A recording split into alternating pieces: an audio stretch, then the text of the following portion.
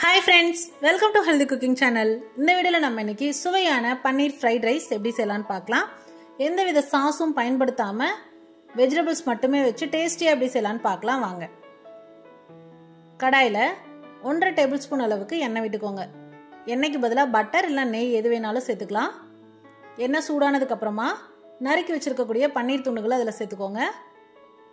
நான் இன்னைக்கு 200 கிராம் அளவுக்கு பன்னீர் சேர்த்திருக்கேன். 1/4 டீஸ்பூன் மஞ்சள் தூள், 1/4 டீஸ்பூன் தூள் உப்பு, 1/2 டீஸ்பூன் அளவுக்கு தனி மிளகாய் தூள்.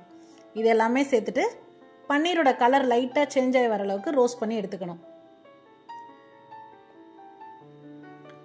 நிதானமான தீயில வச்சு எடுத்துக்கோங்க, இல்லைன்னா கருகி போயிடும்.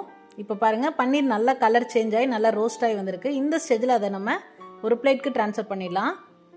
அதே எண்ணெயில் பொடியாக நறுக்கின 1 டேபிள் ஸ்பூன் அளவுக்கு நறுக்கின பூண்டு, நறுக்கின இஞ்சி, இது ரெண்டையும் நல்லா ஃப்ளேவர் வர அளவுக்கு வறுத்து எடுத்துக்கோங்க. அடுத்ததாக ஒரு மீடியம் சைஸ் பெரிய வெங்காயம் சேர்த்து ஒரு பாதி அளவுக்கு வதக்கி எடுத்ததுக்கு அப்புறமா 1 கப் கேரட், 1 கப் வெட்டி வச்சிருக்கக்கூடிய முட்டைக்கோஸ், 1 கப் பீன்ஸ், 1 கப் குடைமிளகாய், இது எல்லாமே ஈக்குவல் குவான்டிட்டியில் எடுத்துட்டு தேவையான அளவு உப்பு, 1 டீஸ்பூன் அளவுக்கு உப்பு தூவி விட்டு வதக்கி எடுத்துக்கோங்க.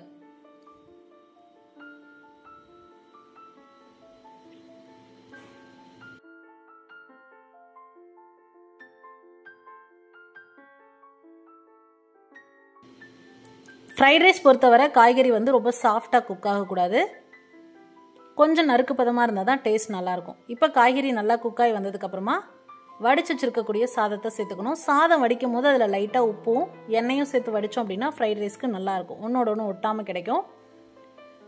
சாதம் சேர்த்ததுக்கு அப்புறமா வறுத்து வச்சிருக்கக்கூடிய பன்னீர் துண்டுகளையும் சேர்த்துக்கலாம். கூடவே 1 டேபிள் ஸ்பூன் அளவுக்கு மிளகுத்தூள்.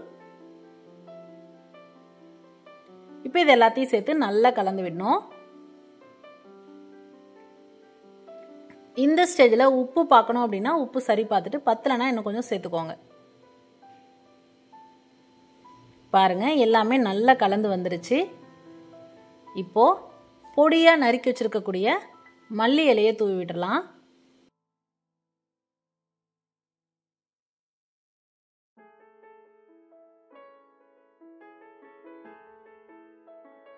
மல்லி இலை சேர்த்துட்டு நல்லா கலந்து விட்டு ஸ்டவ் ஆஃப் பண்ணிட்டோம் அப்படின்னா சூப்பரான கமகமான வாசனையோட பன்னீர் ஃப்ரைட் ரைஸ் ரெடி. நம்ம எந்த சாஸ்மே பயன்படுத்தாம வீட்டில் இஞ்சி பூண்டு ஃப்ளேவரோடையே சூப்பராக நல்ல டேஸ்டியான ஃப்ரைட் ரைஸ் எப்படி செய்யலாம்னு இந்த வீடியோவில் பார்த்தோம். இது போன்ற ஹெல்தி ரெசிபிஸ்க்கு மறக்காம ஹெல்தி குக்கிங் சேனலை சப்ஸ்கிரைப் பண்ணுங்க. இந்த வீடியோ உங்களுக்கு பிடிச்சிருந்தா லைக் பண்ணுங்க, ஷேர் பண்ணுங்க, கமெண்ட் பண்ணுங்க. தேங்க்ஸ் ஃபார் வாட்சிங்.